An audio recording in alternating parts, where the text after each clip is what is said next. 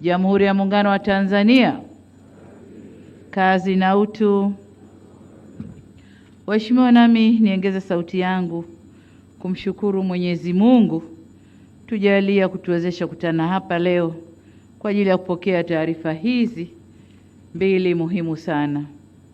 Tume ya kwanza, kama ilivyosemwa hapa, ilipewa jukumu la kufanya tathmini ya kina kuhusu mgogoro wa ardhi katika wilaya ya Ngorongoro, na tume ya pili ilipewa jukumu la kufanya utafiti wa kina wa utekelezaji wa zoezi la uhamaji wa hiari kutoka ndani ya eneo la Ngorongoro kwenda katika maeneo mengine ya makazi. Ndugu zangu wa Tanzania, mtakumbuka kuwa miaka ya nyuma kulikuwa na taarifa nyingi katika social media au katika mitandao, lakini hata mashtaka katika taasisi mbalimbali za kimataifa. Lakini lile pamoja na malalamiko ya wakazi wa Ngorongoro ya ndani yalinifanya mwezi Disemba mwaka 2024 nitafute nafasi ya kukutana na viongozi wa kimila wa kabila la Wamasai na wazee wa jamii ya Ngorongoro na kuzungumzia kadhia hii kama ilivyokuwa imesambaa. Tulisikiliza changamoto zao kuhusu masuala ya ardhi na utekelezaji wa zoezi la uhamaji wa hiari kutoka Ngorongoro kwenda maeneo yaliyoteuliwa. Kwa kiasi kikubwa, changamoto zao zilihusu matumizi ya ardhi, uhifadhi wa mazingira, pamoja na utekelezaji wa zoezi la uhamaji kwa hiari lililoanzishwa na serikali. Zoezi hilo lililenga kutoa fursa kwa wakazi wa eneo la hifadhi ya Ngorongoro waliokuwa tayari kuhama kwa kuwapatia maeneo mbadala kwa ajili ya makazi na kufanya shughuli zao za kijamii na kiuchumi. Kutokana na changamoto hizo, serikali iliona umuhimu wa kuunda tume hizi mbili, na baada ya kuwasikiliza wenyewe wakazi wa Ngorongoro, tukaona umuhimu wa kuunda tume hizi mbili kwa lengo la kufanya tathmini kama tulivyosema, lakini tathmini ya kina na shirikishi, na ndio maana wenyeji wa Ngorongoro walikuwemo kwenye tume hizi, na hata wataalamu wa maeneo mbalimbali tuliwaweka kwenye tume hizi ili kubaini hali halisi ilivyo na kupata mwelekeo wa suluhisho la kudumu kwa changamoto hizo. Na kwa bahati nzuri leo tumesikia taarifa zao, mapendekezo yao, lakini tumeona hali halisi kwenye klipu hapa iliyochezeshwa na wote tumeona. Lakini serikali imechukua hatua hizo pamoja na changamoto zilizojitokeza kwa sababu zifuatazo. Kwanza, Ngorongoro ni urithi wa dunia, sio tu wa Tanzania, lakini ni urithi wa dunia na uko kwenye vitabu vya dunia chini ya shirika la UNESCO. Kwa hiyo ni lazima sisi ambao tumeshushiwa Ngorongoro na Mwenyezi Mungu tulinde urithi huu wa dunia. Ni eneo pekee ambalo lina ukubwa au kina cha mita 600 kwenda chini, na ikazuka hiyo crater kwa miujiza ya Mungu, na leo mambo yale yapo Tanzania, lakini si tu matokeo yale na utajiri uliomo kwenye eneo lile. Lakini vile vile ni eneo ambalo bayanuai yake ni nzuri na haina ushindani duniani. Kuna wanyama wa aina zote, wanaokula majani na wanaokula wenzao, na kwa bahati mbaya wanakula hata watu. Tumeona kwenye filamu iliyoonyeshwa hapa. Lakini kuna wanyama wanaokula majani, tuna ndege wazuri tumewaona hapa, flamingo. Kuna vivutio vingi ambavyo si rahisi kuvikuta kwengine duniani kwenye bonde moja, si rahisi. Lakini jengine ni kwamba kuna ushahidi wa uwepo wa historia ya mwanadamu miaka milioni 3 iliyopita. Ushahidi uko pale maeneo ya Odupai, lakini pia Laetoli. Ni eneo muhimu la kuhifadhiwa kwa faida ya taifa letu, lakini pia kwa faida ya dunia. Ushahidi uko pale, wanasayansi wamefanya utafiti wao miaka kadhaa na mambo yote yako pale. Lakini pia Ngorongoro ni eneo lenye misitu ya aina nyingi. Hata tulivyoona tu kwenye ile filamu, ukiangalia tu unafurahi moyo wako msitu ulivyotanda Ngorongoro.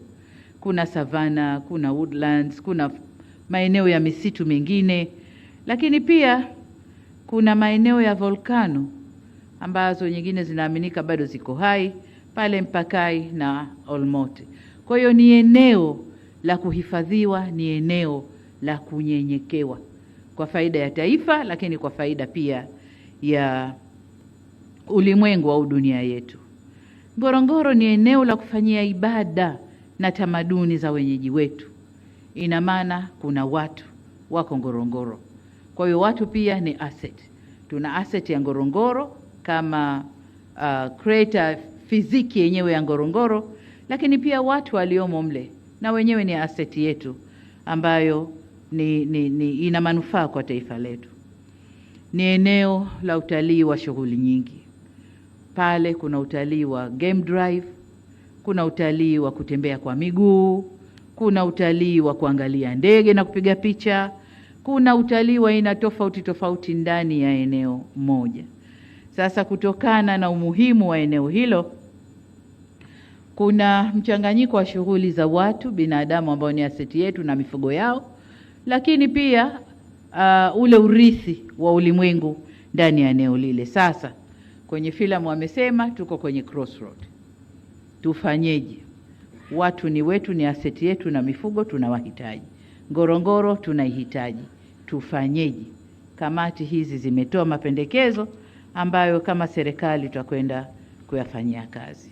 Kwa ujumla, nitumie nafasi hii pia kuwapongeza wenyeviti na wajumbe wa tume hizi kwa kukubali kutwishwa jukumu hili zito. Najua lilikuwa ni zito. Mambo yalikuwa ni mengi ya kujadili. Mizunguko ilikuwa ni mingi. Kuonana na watu wengi wenye mawazo tofauti ilikuwa ni jukumu zito. Lakini ni muhimu sana kwa nchi yetu. Niwapongeze kwa kazi kubwa na ya kizalendo mlioifanya kwa bidii, uadilifu na weledi ili kutimiza jukumu mlilopewa. Waheshimiwa wenyeviti wa tume na ndugu wajumbe, nimesikiliza kwa kina taarifa za tume zote mbili na kutazama makala ya video iliyoandaliwa ambayo imeonyesha hali halisi ya maeneo mlioyatembelea. Kimsingi, taarifa za tume zimeonyesha umuhimu wa kulinda mfumo ekolojia unayounganisha eneo la hifadhi ya Ngorongoro, pori la akiba Pololeti na maeneo ya Ziwa Natron. Haya maeneo ni maeneo muhimu sana sana kwa nchi yetu. Mbali ya mambo yaliyoonyeshwa hapa na yaliyozungumzwa, kuna vitu sasa tunaanza kujua viko kwenye maeneo yale na ni muhimu kwa taifa letu. Kuna madini yanayotafutwa ulimwenguni yako kwenye maeneo hayo. Kwa hiyo ni maeneo ya kuyalinda, ni maeneo muhimu kwa taifa letu. Sote tutakubaliana kwamba huu ni mfumo muhimu na wa kipekee kwa ajili ya uhifadhi endelevu wa maeneo haya kwa manufaa ya taifa, lakini pia dunia kwa ujumla. Taarifa hizi pia zimetupa taswira halisi ya changamoto za utekelezaji wa zoezi la uhamaji wa hiari kwa wakazi wa eneo la hifadhi ya Ngorongoro kwenda Msomero, Kitwaibi, Saunyi na maeneo mengine. Nasi tumezisikia changamoto, tumesikia kwamba serikali tulifanya zoezi kwa nia njema, lakini tulikosea baadhi ya maeneo. Na hayo ndio maeneo ya sasa kukaa na kutafakari na kurekebisha. Kwa hiyo tutaendelea na hilo zoezi, lakini baada ya kurekebisha. Ni matumaini yangu na ya Watanzania kuwa mapendekezo yaliyomo katika ripoti hizi ambayo yamekwenda kwenye maeneo ya kisera, kisheria, kiuchumi na kijamii ambayo serikali tumeshayapokea, tutakwenda kuyafanyia kazi, yatatuongoza katika kupata namna bora ya kushughulikia swala hili muhimu kwa maslahi ya wananchi na taifa kwa ujumla. Ndugu wa Tanzania wenzangu, niwahakikishie wananchi wa Ngorongoro kwamba serikali itaendelea kushirikiana nanyi katika hatua zote za utekelezaji wa mapendekezo yaliyotolewa na tume hizi mbili kwa mustakabali wa eneo hili na ustawi wa wananchi kwa ujumla. Kwa ujumla niseme kwamba serikali imepokea mapendekezo yaliyowasilishwa na tume, itayafanyia kazi ipasavyo.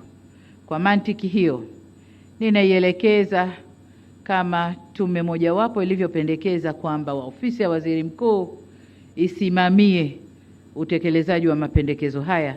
Sasa nami nimwelekeze katibu mkuu kiongozi pamoja na waziri mkuu kuratibu utekelezaji wa mapendekezo haya na kuhakikisha kwamba yale yote rasilimali zinazotakiwa kwenye utekelezaji wa mapendekezo haya zinapatikana. Na nikitupa jicho hapa namuona mshika fuko la serikali PSC yuko hapa pamoja nasi. Nadhani mapendekezo ameyasikia. Ndugu zangu, ninatambua kwamba mchakato wa utekelezaji wa baadhi ya mapendekezo yaliyotolewa na tume unaweza kuibua maoni tofauti katika jamii, lakini pia taasisi nyingine ambazo wana interest au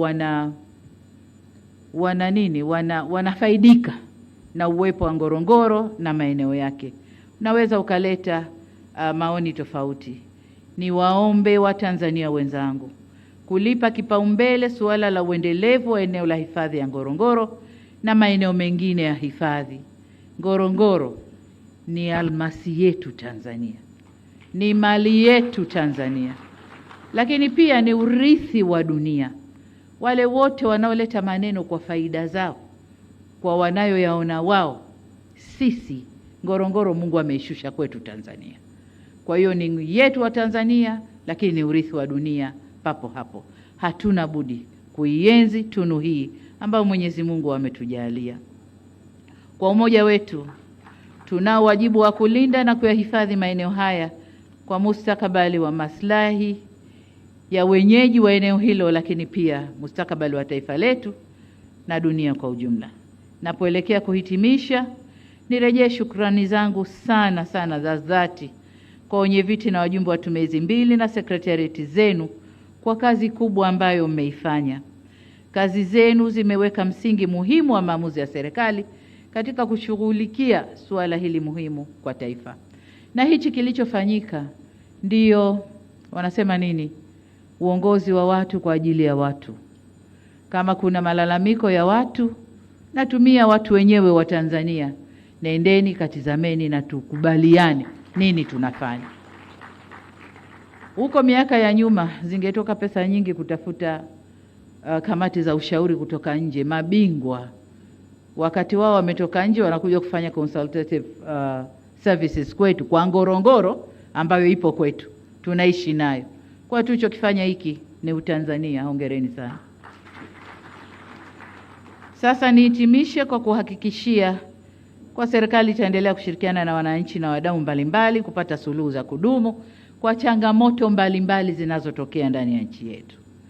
Na tunafanya hivyo ili tuweze kulinda uhuru wetu, tamaduni na mila zetu, lakini na heshima yetu kama taifa, kama nchi. Baada ya kusema hayo, niseme sasa kwamba mapendekezo ya tume hii, taarifa za tume mbili ambazo niliziunda sasa yamepokelewa na serikali. Tunakwenda kwa utekelezaji wake, na asanteni sana kwa kunisikiliza. Asante.